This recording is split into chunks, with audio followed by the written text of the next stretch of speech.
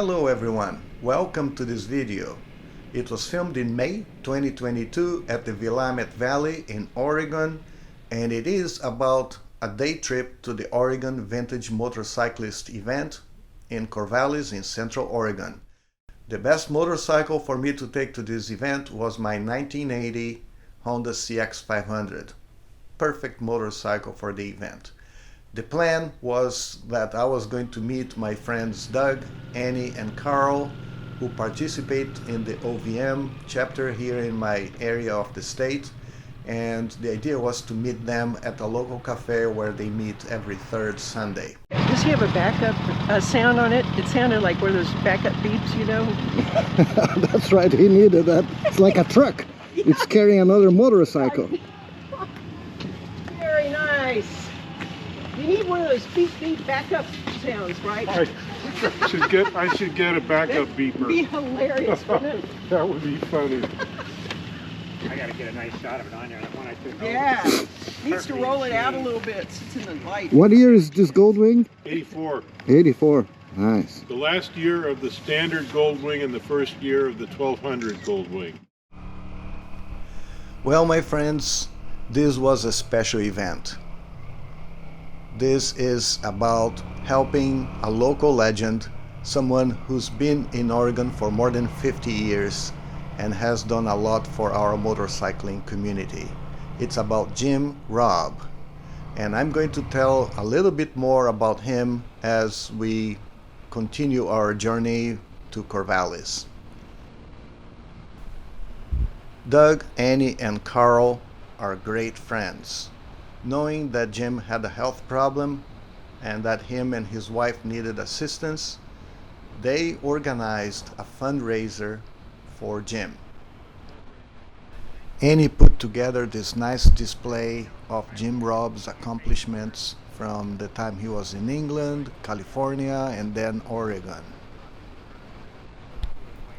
Besides the displays, they planned the whole event. How we were going to carry this to the event. Doug was driving his truck instead of riding a motorcycle so that he could carry the tent, the displays, everything to organize this fundraiser for Jim and Susan Robb. The JMR Ducati 350 was one of the key aspects of the display.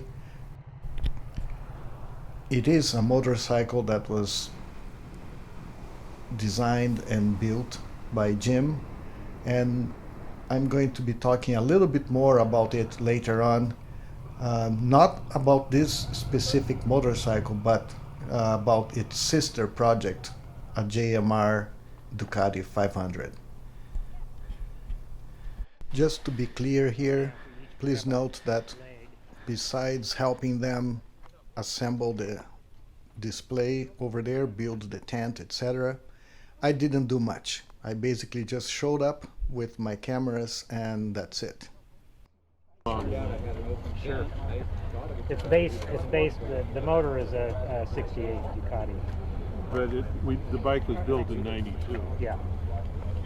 Okay. Using his daughter. Yeah. And he went back to get in the car, and a piece of paper blew out the door, and he reached down to pick up the piece of paper and fell and hit his hip on the bumper stop at the front of the car and broke his hip. He's got a titanium plate, 3 titanium screws in his hip, and he's been in the hospital 2 weeks now, and he's not recovering. Can you visit him? He is in transition now between the hospital and a care facility. And when he's actually settled in the care facility, we're going to put something on the OVM site about updates for him. As they finished setting up the booth, I went for a quick walk around the show to see what motorcycles were being shown. It's always a great opportunity to see unique motorcycles like this CBX 1000 in mint condition. Beautiful motorcycle. And also these 2 CX 500 that were modified as cafe racers Really nice. That's what I bought my CX 500 to do, something like this, but I never had the courage to do it. And these are the two owners of the two CX 500s. But this show has always a lot more motorcycles of all different kinds. The highlight of the show were the British singles. There is also swap meet during these events. And then I came across this BSA with a JMR 349 license plate, which happened to be Jim's initials, and if I'm not mistaken, he was born in 1934. The highlight of the day, though, was the amount of people who came to ask about Jim, to contribute, to tell stories. It was a great opportunity to meet lots of people who cared and knew about Jim. I wish I had videoed all of them, all the people who asked about Jim, all the people who contributed. Here is an example of one of the people who showed up and told stories with Jim. So Jim, you are not going to believe who I ran into here at the OVM meet. We got to talking to this guy, Mark Ackerman, and he used to work for you at Santa Clara Honda. Hi Jim, you don't remember me I'm sure, but I'm one of the two people that were part of the oil pan incident with the Honda Z50. I told Myself Mark the story, and Alan Barbic. and he confirmed it was true. So that's one. Number two is I remember you not liking the fork rake on a CL72 Honda, and you laid it over on its side, got the steering head cherry red, used a big pry bar, gave it a couple of degrees of rake, rattle canned it with black paint, put it back together and wrote it and called it good. So. And what about him saving you from getting a ticket? Oh yeah, I forgot that story. You may not remember this either, but I did a massive long wheel stand down Stevens Creek Boulevard in high gear on a Honda 450. A Santa Clara police officer chased me into the shop on a Harley, but he couldn't make the turn in front of the cars like a 19-year-old idiot could. And you covered for me and didn't get me fired, and the cop didn't get the ticket written because he couldn't tell which of us was the guy. Wow. Thank you, Jim, This is great. for everything. Yeah. And by the way, Jim, a guy named Pete. What was his last name? Oh yeah. I'll see you in a few minutes. Pete Fisher. Pete Fisher. Pete Yeah. Fisher showed up, and he said that he worked in Coos Bay opposite to you. You know, you were on a Honda shop and he was on the Yamaha shop, and that despite all the rivalry between Honda and Yamaha at the time, that you guys got along well. If you are still watching this video, thank you very much. Now I'm going to tell a little bit more about Jim, and it is going to be based on a video that I filmed last year about the JMR Ducati 500, which is a sister project to the JMR 350 displayed at the OVM. And I never completed the editing this video, so now it's an opportunity for me to show you. It tells a lot about Jim. So here it is. I hope you enjoy. Thank you.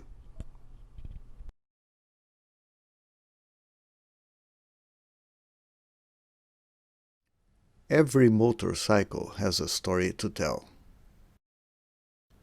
Usually it's about the people behind it.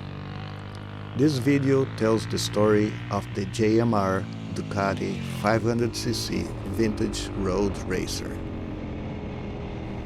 I'll set the context, describe the basics of this motorcycle, and introduce you to the people behind it.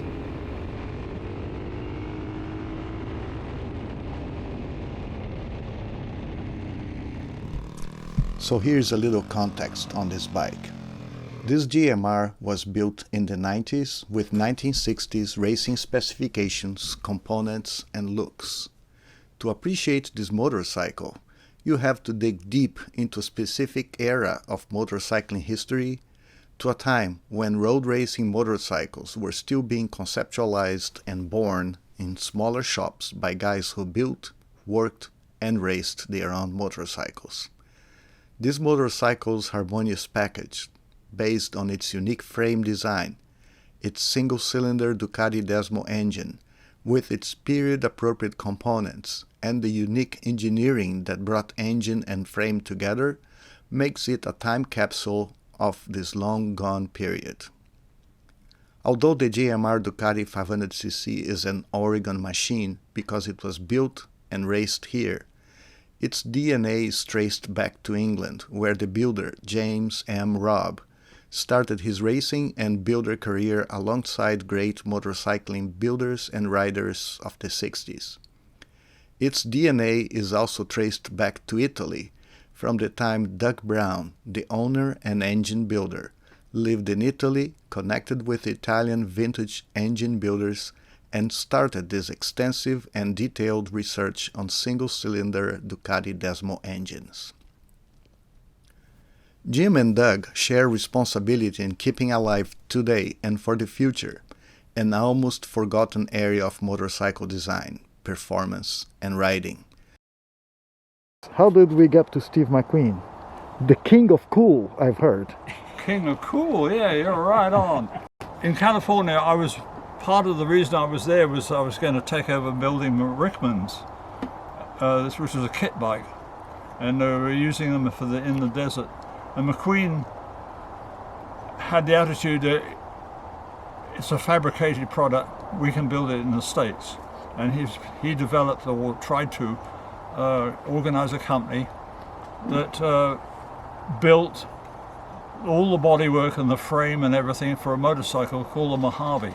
I went motorcycling with him one whole day, and when we stopped for breakfast at the start of the day, there were two girls sitting in the back of the restaurant, and they were eyeing him suspiciously, and I was having a chat, and we were drinking coffee and one thing and another, and they suddenly realized who it was. Yeah. And it did all this elbow sort of thing, and before you knew it, we had a fan club descend on us. Did you build a desert racer for him, for McQueen? Yes. Yeah. Yeah. And one for Eakins? Not Eakins, no. Eakins is so big-headed that he was so impossible. Bud was having his 4 o'clock Johnny Walker, and which I had to get from the liquor store, and he was sitting near the bench, and he casually went over to the bike, which by now had a center stand on it, and with the throttle, held onto the throttle, and gave it a casual kick through, rather like just to see whether there's compressions there or anything. And the bike bit him. I can't say anything else. It backfired. Poof! Came out of the carburetor, and he was, next thing, when the smoke cleared, he's laying on the floor yelling, "It cut my foot! Oh, I can't feel my foot! My poor foot!" Oh, he's carrying on like a 6-year-old. And the great movie stuntman laying on the floor, clutching his foot. And he did the great escape jump over the ditch. I've been hearing about Jim Robb through my local riders community. He's a legend amongst us, giving great color to our little but strong community here in Oregon's South Willamette Valley. I actually saw him for the first time in 2009 when I participated in a local annual motorcycle event, the Tipi to Tower Ride, where we rode from the Tipi village in Marcola, Oregon, to the Mackenzie Pass, where there is a tower, a structure designed for the observation of the tallest peaks in the Oregon Cascades. Jim Robb showed up to this event driving a machine he built himself, panel beating and all. This unique car, inspired by the already unique and very rare Cooper Sports from the 50s, was built by Jim Robb based on a 1968 Triumph Spitfire frame. This car already shows who Jim is. You can probably deduct already, Jim's work is unique. And to recognize the value of his work, you need to appreciate the history of custom cars and motorcycle building in England, especially from the 50s and 60s. In that Tipi to Tower event in 2009, I did not get to actually meet Jim. I met him only during the filming of this video in a hot summer day at his house in August of 2021. During this visit, I got to talk to Jim, hear his stories, and visit his shop, and take a look at his two current projects. He's rebuilding a Vincent to a customer and building another one-off car, this time based on the chassis of an XJ6 Jaguar. Not surprisingly, I also learned he is an artist. Well, I could go on and on talking about Jim and what I've learned about him in this last year, but I think the priority now is to help him and his family at this time.